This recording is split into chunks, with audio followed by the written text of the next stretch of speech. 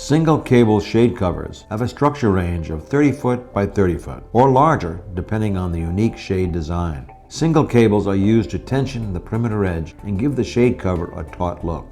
To install a shade cover that only requires a single cable, you will want to begin by laying out the cover on one side of the structure. Usually the seams in the fabric run with the ridge beam. Using 2 ropes, slowly pull the cover over the ridge beam and let it drape over the ridge.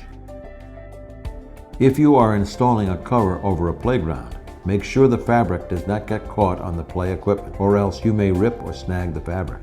Make your first connection by placing one corner over the fabric pin. Your second corner should connect diagonally from the first corner connection point. Then connect the third corner. When you are at your last corner, to make the last connection easier, tie a rope to the end of the shade cover onto the loop provided at the corner of the shade cover. Then have a man pull the rope and stretch the cover on and make the last connection. Once you have the shade cover stretched on the structure, make sure each corner of the shade cloth sits evenly. Once it is achieved, the single perimeter tensioning cable can be installed. Lay out the length of the cable on the ground. Fold the cable in half so the 2 ends are even. Mark the center of the cable with black electrical tape. This will allow the 2 loose ends to meet halfway around the structure and meet at a column and not in the center of the structure. You will want to start at the corner that is least accessible and have the cable ends meet at that corner that is most accessible. Thread one end cable through the pocket via the cable inlet hole and outlet holes. Feed the cable around the cover until the taped spot of the cable is directly under the fabric pin on the corner where the cable was fed from. Once the tape is under the pin, feed the other end of the cable in the opposite direction until both cable ends are diagonal from where you started.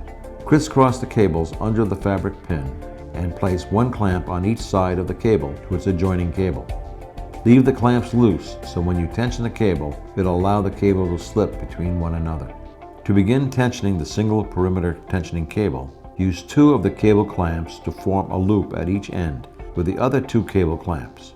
Now assemble the extension cables and come-alongs.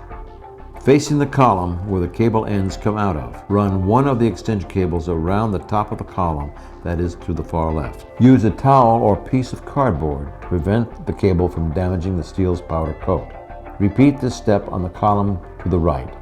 Create loops in the end of the extension cables.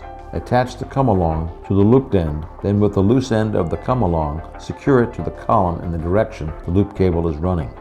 Begin ratcheting both come-alongs simultaneously. Once you think the cable is tight, go to the center of each side of the cover and shake the perimeter edge up and down. This allows the cable to seat properly and allows the cable to release from any binding that may occur. Tensioning of the cable will be sufficient when you can only move the perimeter edge of the fabric 3 inches up or down. Once the perimeter cable is tensioned, place 4 cable clamps on the cable and tighten the clamps down. To ensure that the cable does not slip, rotate back and forth from nut to nut on the cable clamp until the clamps bite into the cable and the nuts are all tight. Adjust each corner so that it is squared with the structure. It is recommended that you check cable tensioning every 3 to 6 months after the initial installation. Proper tensioning of the cable gives the shade cover a nice taut fitting look that will last for years to come.